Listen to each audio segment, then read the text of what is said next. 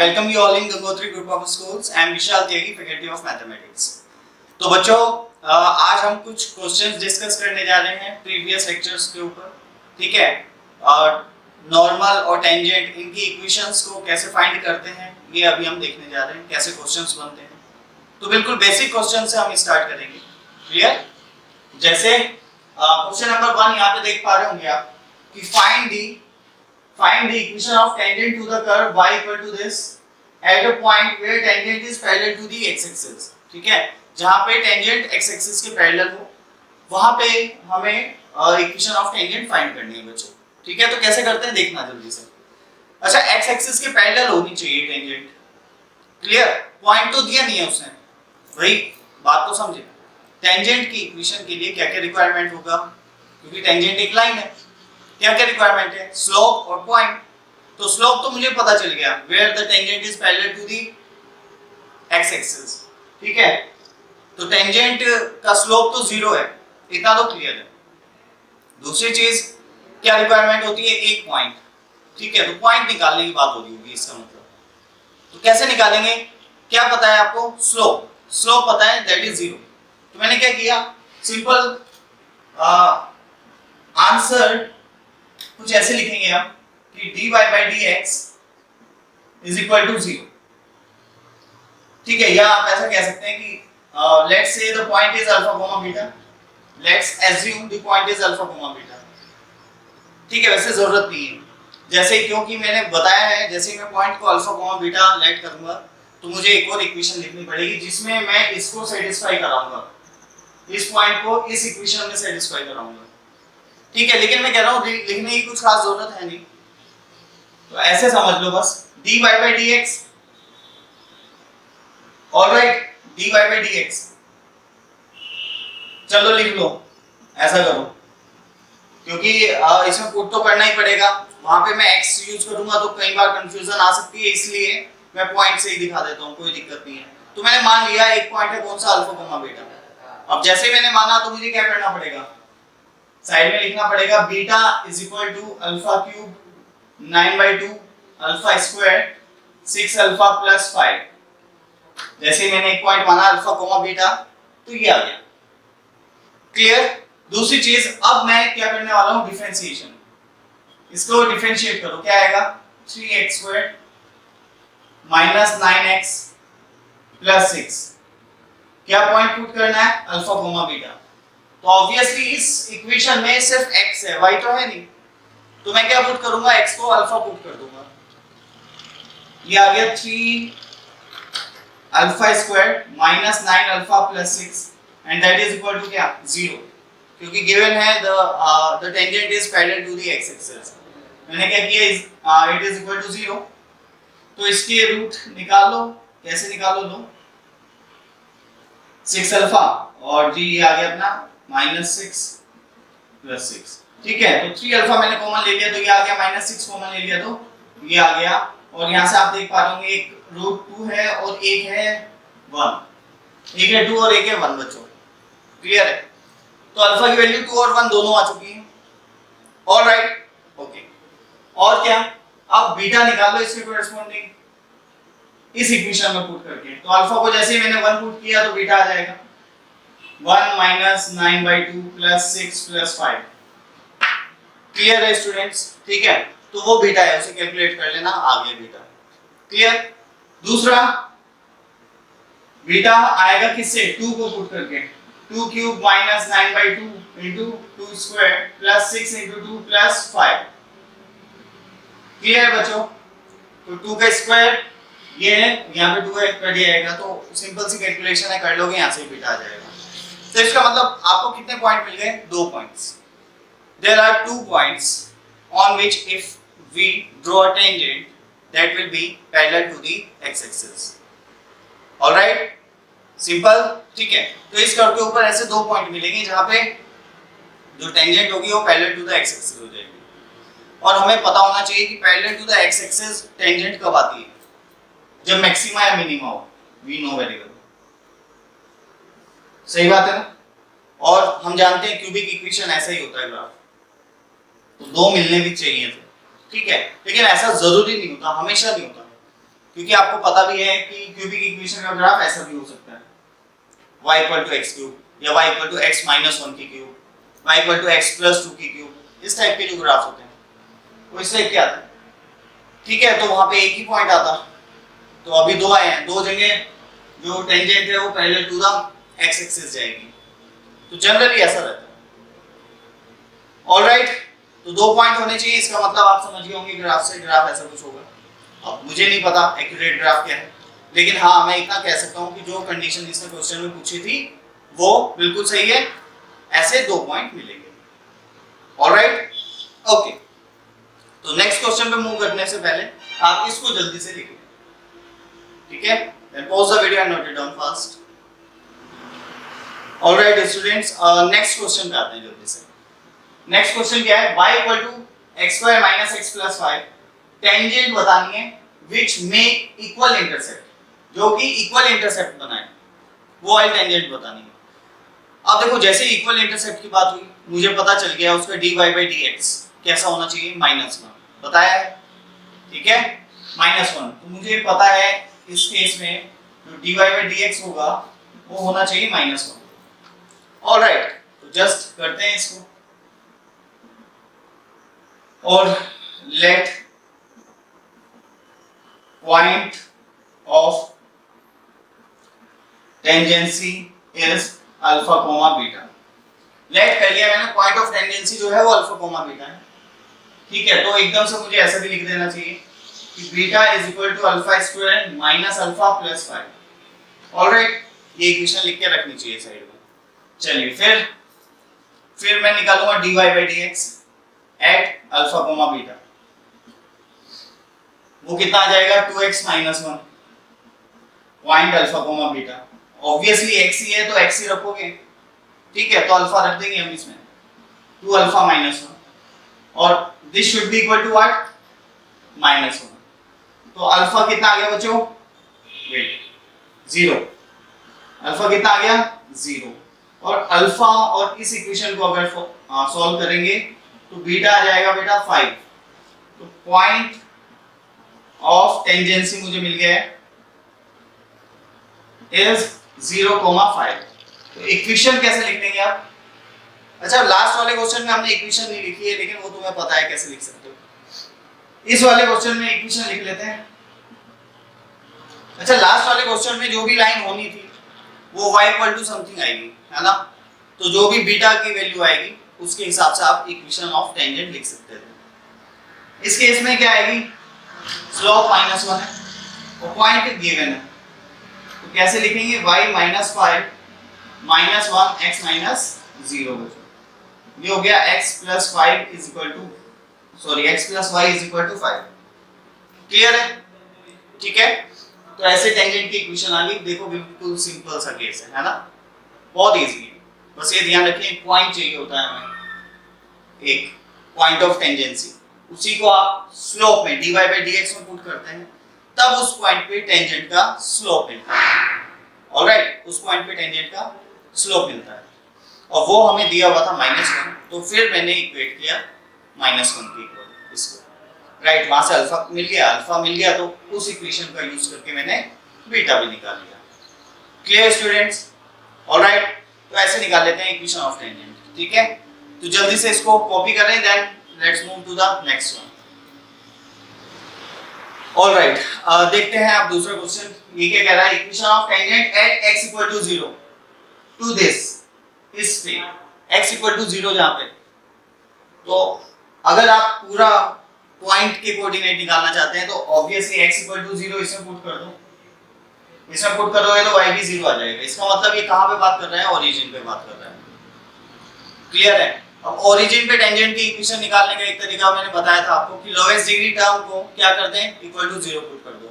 लेकिन वो चीज सिर्फ और सिर्फ तभी पॉसिबल थी जब पॉलिनोमियल आपको दिया गया हो कोई, या इस टाइप के फंक्शन ना हो, ट्रांसेंडेंटल फंक्शंस का इन्वॉल्वमेंट ना हो, तभी आप ये काम कर पाएंगे। नहीं तो यहाँ पे आप डिग्री को डिफाइन ही नहीं कर पाओगे ना। ऑलराइट, तो इस केस में ऐसा नहीं करेंगे हम, इसमें तो ऐसे ही करेंगे जैसे करते हैं। तो क्या बोला है उसने, equation of tangent at x = 0। तो सबसे पहले मैं क्या करूंगा बच्चों, पॉइंट निकाल लेता हूं। तो x इक्वल टू 0 के कॉरेस्पॉन्डिंग y इक्वल टू 0 आ गया using the equation of curve. Alright, obviously curve के ऊपर x इक्वल टू 0 पे आपको टेंजेंट खींचनी है। जैसे मान लो कोई कर्व ऐसा है, ठीक है, और कहूं मैं कि x इक्वल टू 2 पे टेंजेंट खींचिए, इसका मतलब ये है लाइन x इक्वल टू 2, ये कहां पे कट कर रही है, यहां पे, और इसके कॉरेस्पॉन्डिंग में 2, f ऑफ 2 f ऑफ 2 जो है पॉइंट, राइट, मैं इस पे टेंजेंट खींचनी होगी मुझे, इस पे 2, f ऑफ 2 पे। अगर बोला गया है कि x इक्वल टू 2 पे टेंजेंट ड्रॉ करें, then that implies we have to draw a tangent at 2, f of 2, right? ये तो ऑब्वियसली इस टेंजेंट की इक्वेशन के लिए मुझे इसका स्लोप चाहिए और पॉइंट चाहिए। तो सबसे पहला काम मैंने क्या किया, पॉइंट निकाल लिया, ठीक है, इसको हटा देते हैं। ऑलराइट, तो देखिए मैंने क्या किया, पॉइंट तो मुझे मिल गया, इक्वेशन ऑफ कर्व को यूज करके पॉइंट निकाल लिया मैंने। कैसे दोबारा बताया था, x को 0 पुट किया, y कितना आ गया 0, तो मुझे पता चल गया 0,0 इस कर्व पे लाई कर रहा है। ऑलराइट, तो पॉइंट तो मिल गया है, अब स्लोप निकालेंगे। तो dy by dx, में कैसे निकालूंगा, चलो करते हैं। तो 1/3 x की पावर, ये तो ऐसे हो गया, ध्यान से देखना, इंटरेस्टिंग है, प्लस ये as it is 1 minus cos x, sorry 1 minus cos x नहीं, इसका डिफरेंशिएशन आ जाएगा sin x। ठीक है बच्चों, मतलब क्या किया है, डिफरेंशिएट जब किया पहले तो इसको किया, इसको एज इट इज रहने दिया, फिर इसको एज इट इज रहने दिया, इसका किया, इसका cos का क्या होता है माइनस ऑफ sin, तो माइनस माइनस हो जाएगा प्लस। ऑलराइट, तो ये इसका डिफरेंशिएशन आ जाएगा। इसमें x को क्या पुट करना है बच्चों, x इक्वल टू 0, और देखिए अब आगे दिक्कत, क्योंकि ये क्या था, देखो जल्दी से, x की पावर 2/3 sin x, इसमें आपको x को क्या पुट करना है बच्चों, 0, और जैसे ही आप 0 पुट करेंगे यहाँ पे आ गया 0/0, तो कुछ लोग हो जाते हैं यहाँ पे कंफ्यूज, लेकिन मैं आपको बता चुका हूँ कि अगर कभी भी dy by dx not defined आ जाए तो आप लिमिट अप्लाई कर लें, समझ गए, मतलब इनडिटरमिनेट फॉर्म अगर बन रही है तो क्या करना चाहिए, लिमिट्स को अप्लाई कर देना चाहिए, कोई टेंशन की बात नहीं होती है। ऑलराइट, तो मैं क्या करूंगा, मैं कहूंगा कि लिमिट x टेंडिंग टू 0 1/3, तो यहाँ पे आ गया 1 माइनस cos x और x की पावर 2/3, प्लस इसमें x को मैंने डायरेक्ट 0 पुट कर दिया, तो ये तो 0 आ गया, ये मुझे कोई प्रॉब्लम नहीं दे रहा, प्रॉब्लम इसमें थी तो मैंने लिमिट लगा दी, ठीक है, इसका तो आंसर आ गया 0। ऑलराइट,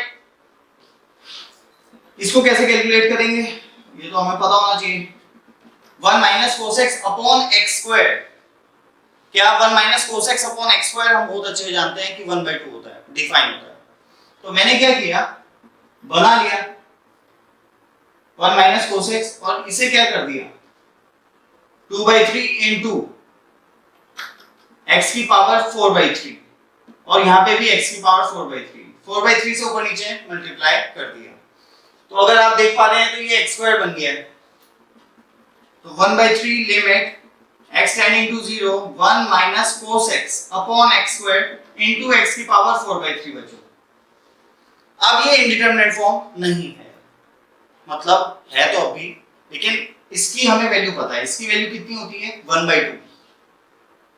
ऑलराइट, और ये इसके प्रोडक्ट में है, तो इसके 1/2 को मैं बाहर लेके आ सकता हूं वैसे, और फिर इस पे लिमिट लगाऊंगा तो ये क्या बन जाएगा 0, तो जो कि ओवरऑल 0 बना देगा। ये बात समझ आती है या नहीं, आनी चाहिए यार, लिमिट इतनी ज्यादा अच्छे से पढ़ाई गई है, ठीक है ना, तो बिल्कुल इसमें लिमिट की वैल्यू ओवरऑल कितनी आ जाएगी 0, क्योंकि ये तो 1/2 की ओर जा रहा है और ये 0 की ओर, तो ये किस टाइप का बन रहा है 1/2 into 0 दैट इज 0, 1/3 भी बाहर है, तो finally the slope is 0, the slope is 0 बच्चों। इसका मतलब the equation will be like this और passes through origin, तो it is what, it is nothing but y equal to 0 line।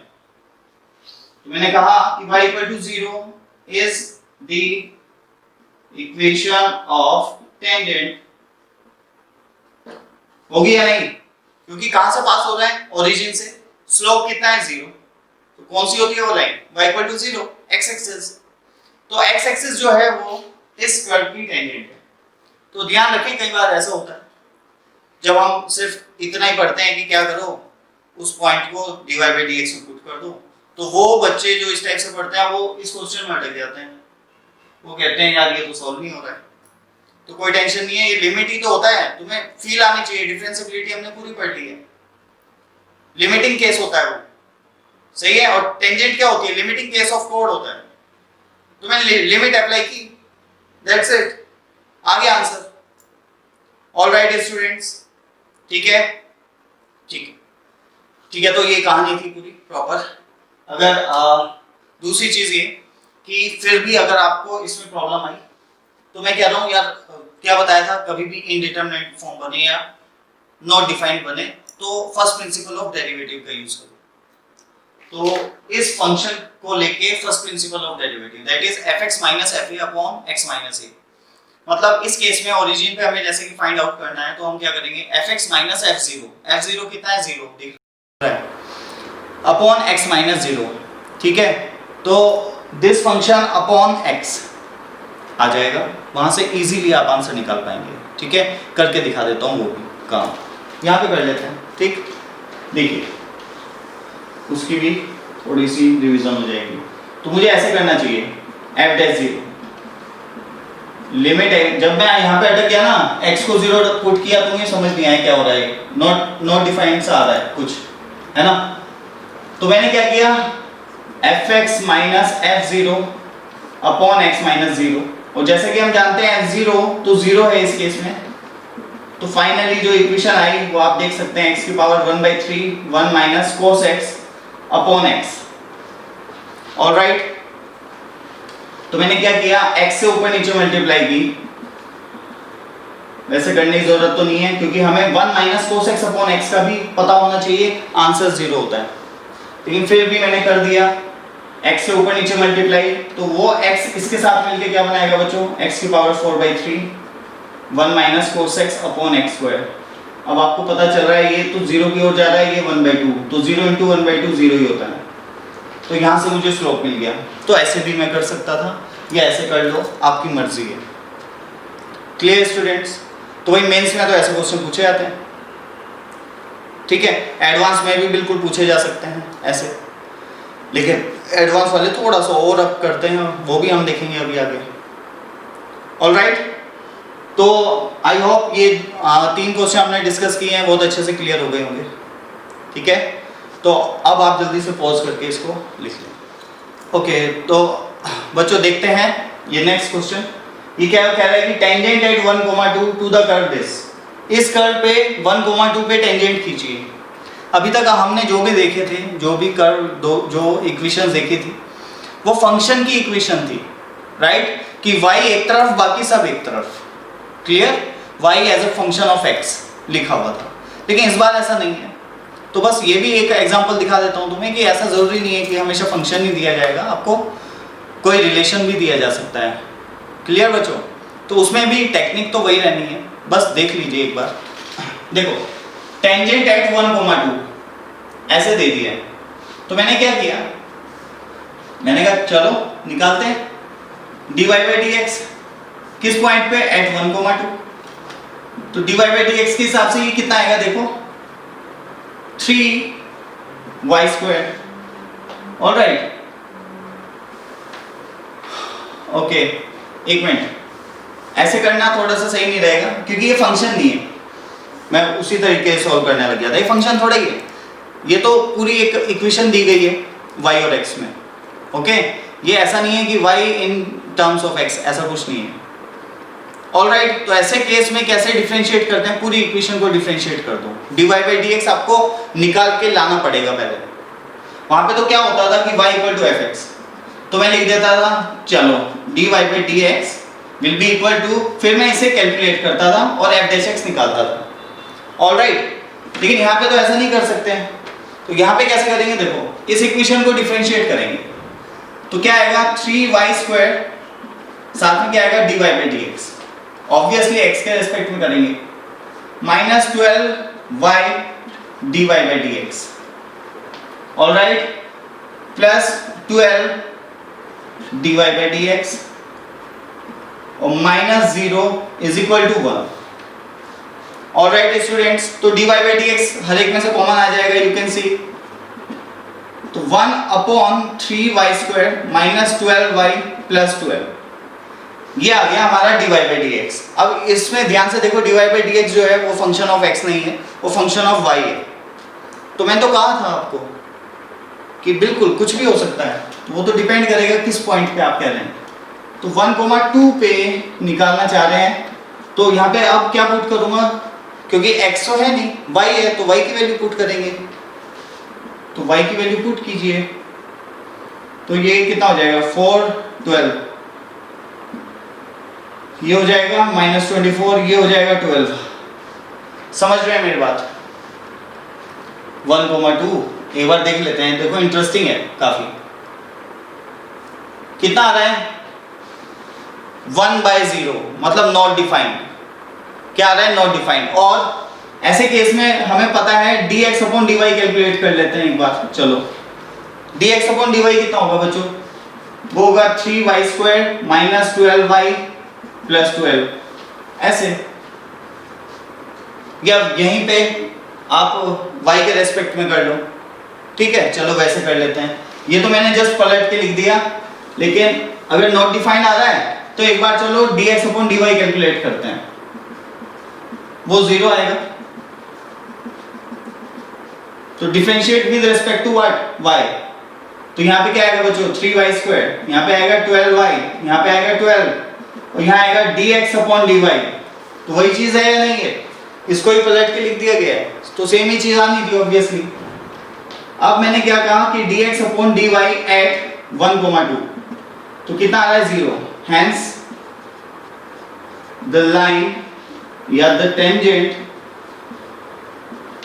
Will be parallel to y axis, alright, will be parallel to y axis।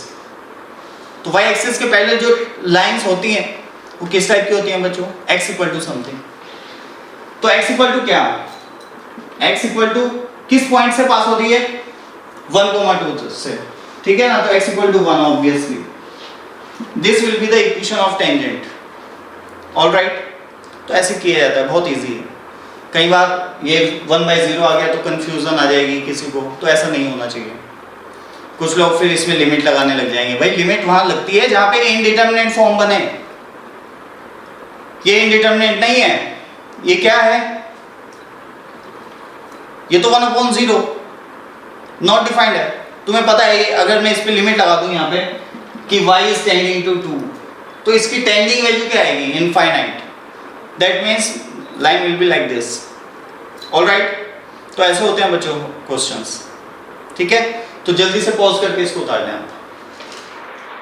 Hello everyone, तो अभी हम पढ़ने जा रहे हैं the equation of tangent when point of tangency is not given, ठीक है, जिस पॉइंट पे टेंजेंट खींची जा रही है, कर्व के जिस पॉइंट पे टेंजेंट खींची जा रही है, ठीक है, वो पॉइंट ना दिया जाए तो इक्वेशन ऑफ टेंजेंट कैसे निकालते हैं, ये अभी हम सीखने जा रहे हैं। एक इंपॉर्टेंट सा टॉपिक है ये, ठीक है, जेईई मेंस और एडवांस में इसके ऊपर क्वेश्चंस बनते हैं बच्चों, ओके। तो ध्यान से देखना, स्टेप वाइज मैं आपको एक्सप्लेन करने जा रहा हूं। तो आपको क्या दिया जाएगा क्वेश्चन, तो गिवन इक्वेशन ऑफ कर्व, ठीक है, कर्व की इक्वेशन दी जाएगी नंबर 1 एंड अ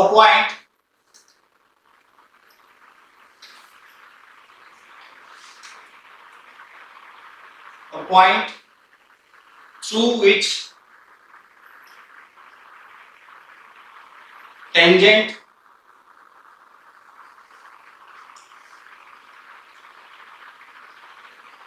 passes, ठीक है। और point through which tangent passes, जो टेंजेंट है वो पास करती है जिस पॉइंट के थ्रू, एक वो पॉइंट दिया जाएगा। मान लेते हैं that is alpha comma beta, है ना। और इसमें मान लेते हैं इक्वेशन ऑफ कर्व जो है y equal to fx। Clear, मतलब क्या दिया गया है, देखो ग्राफिकली देखो, जैसे ये मान लो कर्व, ये ऐसे, ये वाला पॉइंट है अल्फा कोमा बीटा, ये कर्व है y इक्वल टू fx, ये अननोन है, तो इक्वेशन ऑफ दिस टेंजेंट हमें निकालनी है, ठीक है। तो कैसे निकालेंगे ये अभी हम सीखने जा रहे हैं। क्लियर, तो देखिए मैं क्या करने जा रहा हूं, बहुत सिंपल सा केस है। Step one, let the point of tangency is x1, y1। सबसे पहले तो आपको पॉइंट ऑफ टेंजेंसी को लेट करना है। क्लियर, मैंने क्या लेट किया, x1, y1। ऑलराइट, दूसरे स्टेप आपको पता ही होना चाहिए, step two, satisfy x1, y1 in the equation of curvature।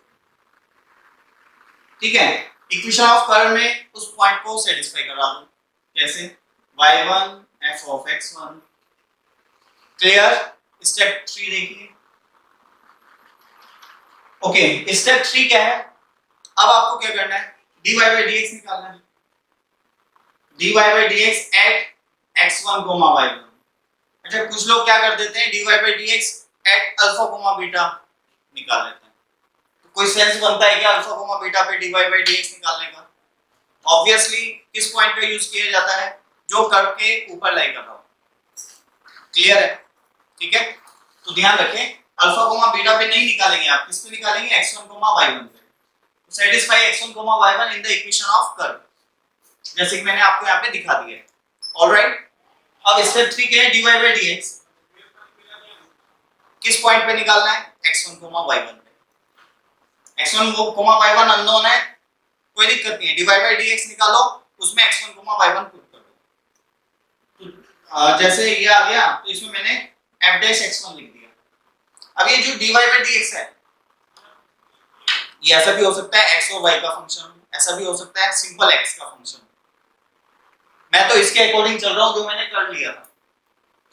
अभी हमने इससे पहले जो क्वेश्चन देखा था उसमें आपने देखा है dy by dx जो था वो y का फंक्शन था, उससे पहले जो देखे थे उसमें x का फंक्शन था, और ऐसा भी हो सकता है x और y दोनों का फंक्शन हो, दोनों में एक रिलेशन यहाँ पे आया आपके।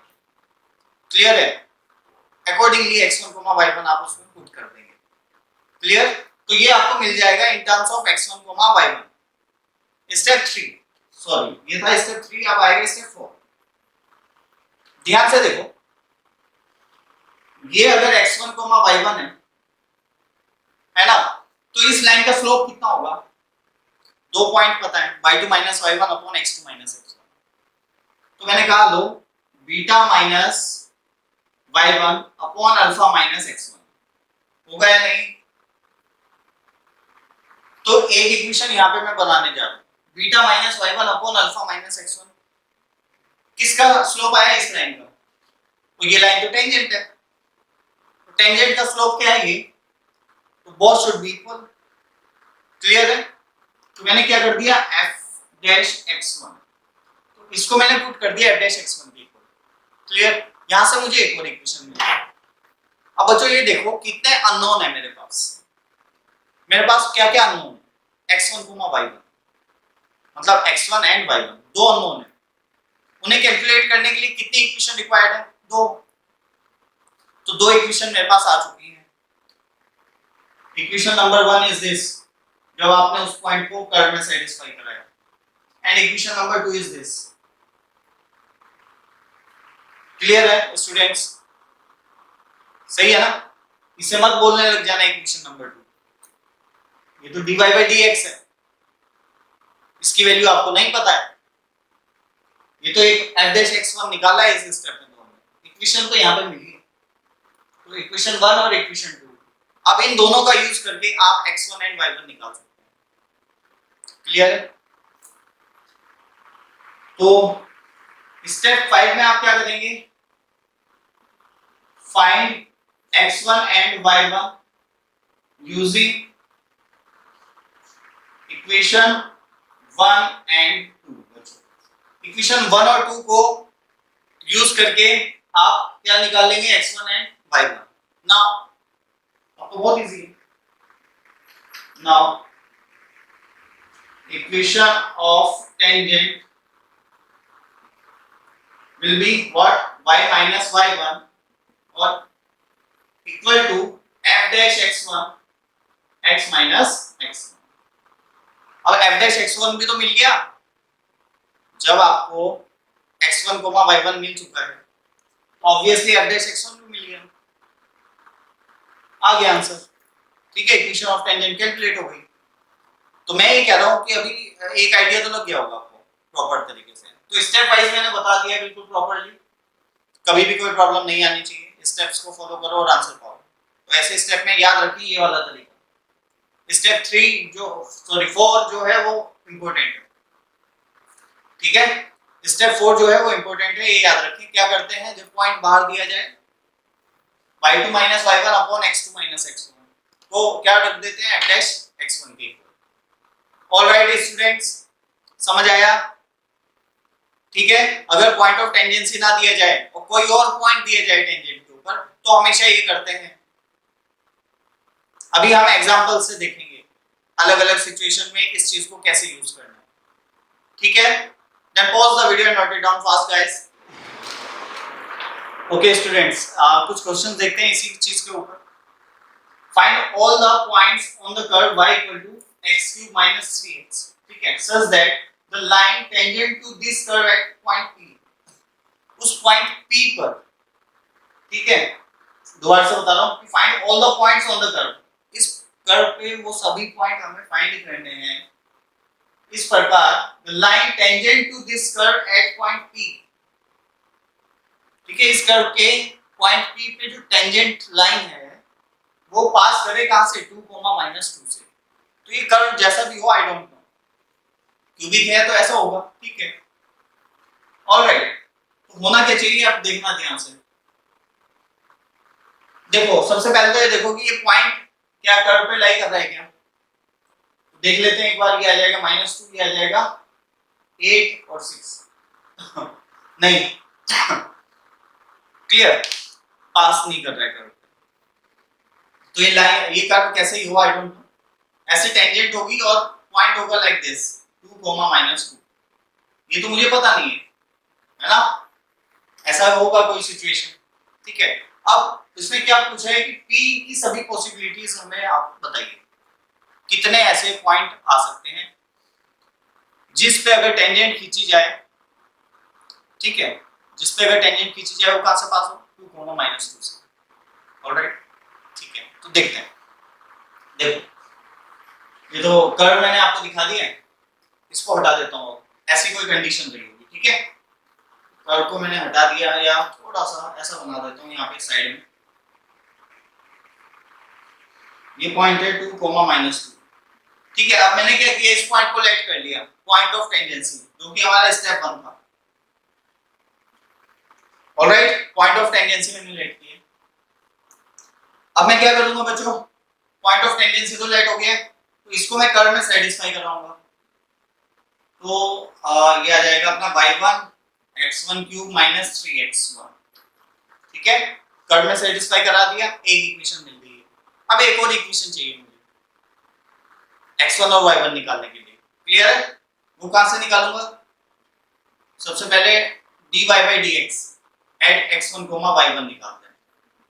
तो देखो कितना आ रहा है, 3x² - 3 at x1, y1 will be 3x1 will be what, 3x1² - 3। Alright, 3x1² - 3। Next step क्या था, याद होगा, इस पॉइंट को और इस पॉइंट को यूज करके स्लोप निकालना। y2 minus 2 that is +2 upon x2 minus -2। अच्छा y2 नहीं है, y1 और x1 है, तो y1 -2 upon x1 -2। Alright, and this will be equal to 3x1 square minus 3। बच्चों बताइए क्लियर है या नहीं? तो सेकंड इक्वेशन ही आ गई, इक्वेशन 1 ये, इक्वेशन 2 ये। अब इन दोनों का यूज करके मुझे आंसर करना है, ठीक है ना? इन दोनों को यूज करके तो देखते हैं, लगाते हैं दिमाग। जैसे इक्वेशन 1 में देख पा रहा हूं y1, और इसमें से अगर मैं x1 कॉमन ले लूं तो क्या आएगा, x1 स्क्वायर माइनस 1। क्लियर है? और इस वाली इक्वेशन में ये तो होगी इक्वेशन 1 को मैंने ऐसे लिख लिया। ऑलराइट, इक्वेशन 2 को मैं लिख सकता हूं y1 + 2 upon x1 -2 and 3 times of x1 square minus 1। अब ये देखो ये चीज दोनों सेम है, कैलकुलेशन को थोड़ा सा इजी बनाने के लिए कर रहा हूं, ऐसा और भी कोई कुछ भी इंटेंशन नहीं है, ठीक है? x1 स्क्वायर माइनस 1 को मैं यहाँ पे पुट कर रहा हूँ, उसकी वैल्यू कितनी आएगी, y1 अपॉन x1। इसको नीचे लिया तो इसकी वैल्यू आएगी y1 अपॉन x1, वो यहाँ पे पुट कर रहा हूँ। थोड़ी सी कैलकुलेशन इजी हो जाए, बस ये चाह रहा हूँ। हो सकता है कुछ और भी बात करना पड़े, वापस से इसी स्टेप पे आना पड़ेगा, नहीं कोई दिक्कत नहीं है, अभी हम देख रहे हैं।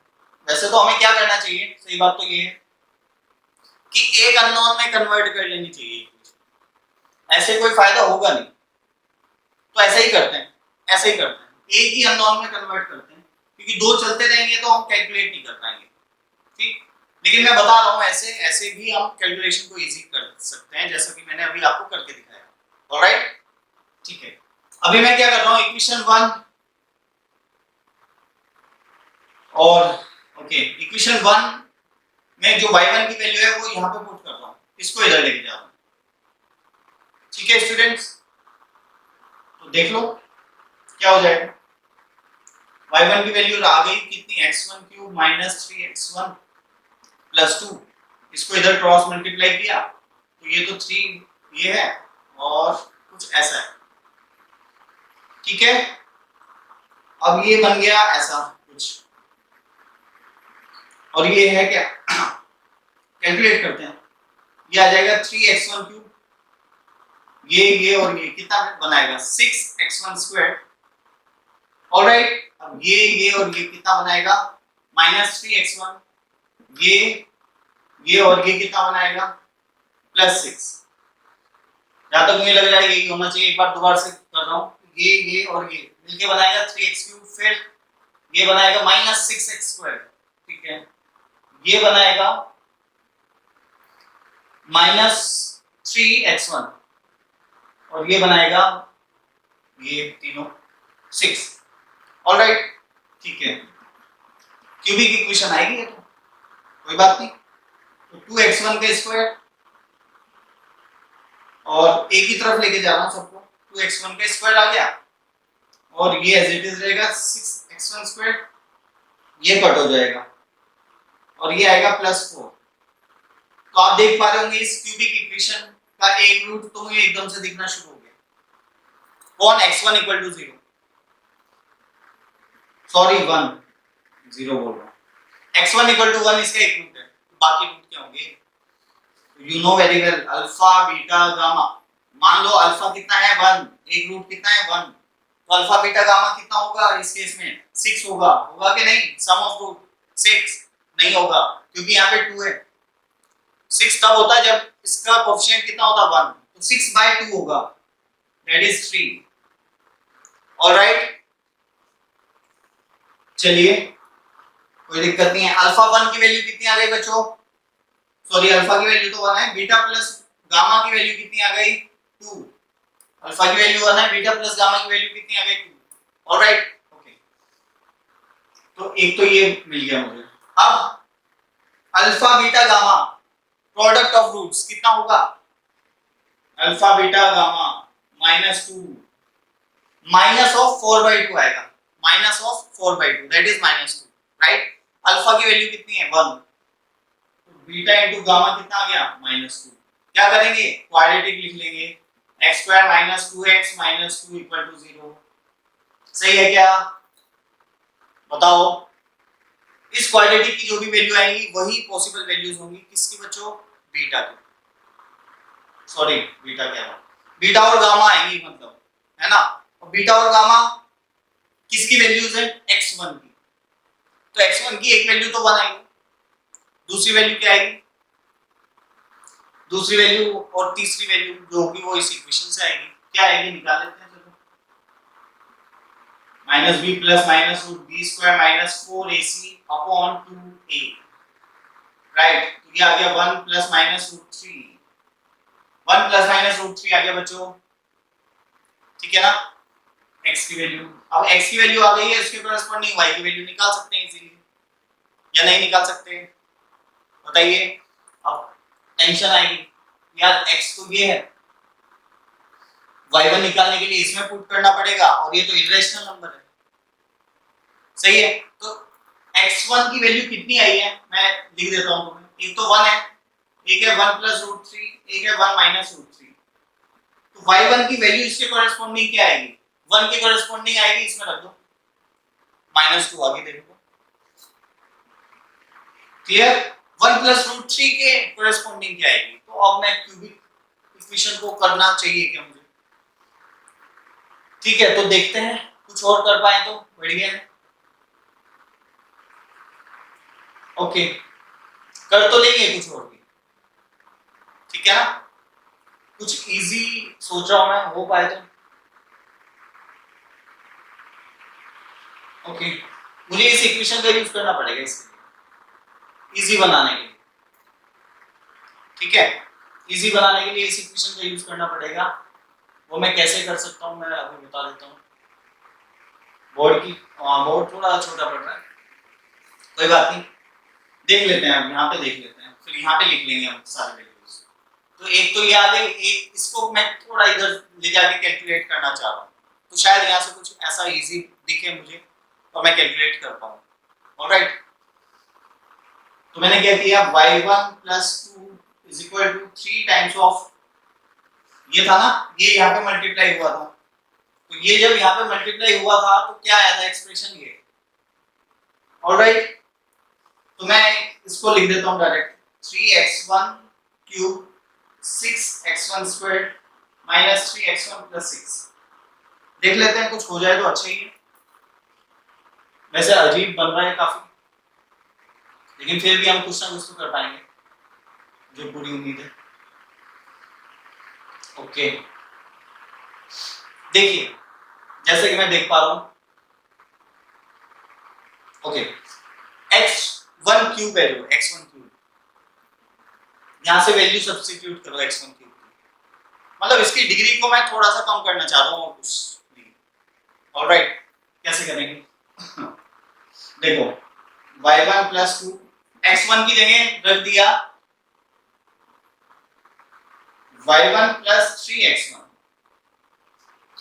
इसको इधर लिया है, x1 क्यूब की जगह रख दिया मैंने, डिग्री कम होगी ना पावर, जो क्यूब वाली टेंशन आ रही थी कि क्यूब करना पड़ेगा, वो नहीं करना पड़ेगा, ओके। इसका क्या करें, तो इसमें हम क्या कर सकते हैं, इसको तो कैलकुलेट ही करना पड़ेगा शायद, या तो x1 को कॉमन ले लो, है ना, या और भी चीजें हैं, वैसे अगर थोड़ा सा इजी और बनाना है तो x1 इसमें से कॉमन लिया और यहाँ पे पहुंचा दिया, इसको मैंने ऐसे लिख लिया, और ये आ गया x1 square minus 3, alright, x1 square minus 3। तो x1 का स्क्वायर किसके इक्वल आ जाएगा, y1 बाय x1 प्लस 3। तो मैंने ऐसे ही कर दिया, तो 6 times of y1 bye x1 plus 3 और माइनस 3x1 प्लस 6। ठीक है, मैं पूरा तो कैलकुलेट नहीं करके दिखा रहा हूं तुम्हें, लेकिन मैंने बिल्कुल सिंपलीफाई कर दिया है। देखो देखो, ये तो एकदम इजीली हो जाएगा, ऑब्वियसली इरेशनल आएगा, ये तो पक्का है, लेकिन हाँ ये कैलकुलेशन बहुत इजीली हो जाएगी। ये y1 है, 3 ऑफ y1 है, तो y1 को एक तरफ कर लेना, x1 को बाकी एक तरफ करके रखना, बेटर है। दूसरी बात ये कि यहाँ पे 1/x1 है, तो x1 इज लाइक 1 + √3, तो फिर रैशनलाइज कर लेना, ऊपर पहुंच जाएगा, कोई भी टेंशन नहीं है। जैसे यहाँ पे लिखा हुआ है, देखो बता देता हूँ, 6y1/x1, तो आप क्या करोगे, 6y1 और x1 कितना है, √3 + 1, तो रैशनलाइज कर देंगे, रैशनलाइज करके नीचे क्या बन जाएगा, 2, ऊपर आ जाएगा √3 - 1, तो ये आ गया 3, तो ये देखो कैसे कन्वर्ट हो गया एकदम, √3 - 1। ऑलराइट, तो ऐसे करके आप बहुत इजीली y1 की वैल्यू निकाल पाएंगे। x1 की वैल्यू पुट कर देना, ये 1 + √3 और 1 - √3, और उसके कॉरेस्पॉन्डिंग y1 की वैल्यूज आ जाएंगी आपके पास। ऑलराइट स्टूडेंट्स, समझ आ रहा है? और एक बार देख लेना कहीं पे कुछ गलती ना हुई। आई डोंट थिंक कि कुछ गलती हुई है वैसे, लेकिन फिर भी अगर कहीं पे ऊपर नीचे कुछ है साइन वगैरह का लोचा, तो वो आप अपने आप देख सकते हो। मैंने तो तुम्हें अप्रोच दे दी है, कैलकुलेशन की भी दे दी है कि कैलकुलेशन को इजी कैसे बनाया जाए। आप x1 का क्यूब, इसका क्यूब कैलकुलेट करते, इससे बेटर मैं ये कहूंगा कि ऐसा कुछ कर लेना चाहिए सब्स्टिट्यूशन, एकदम से लीनियर, मतलब कोई पावर निकालने की जरूरत नहीं पड़ेगी इसमें। ऑलराइट, अदरवाइज ठीक है, इसमें पुट कर दो, वहां से निकालो डायरेक्ट पावर अप्लाई करके, 1 + √3 क्यूब निकाल के वहां से कैलकुलेट कर लो, तो करना ही पड़ेगा। ठीक, तो पॉइंट ऑफ कांटेक्ट हमें मिल जाएंगे।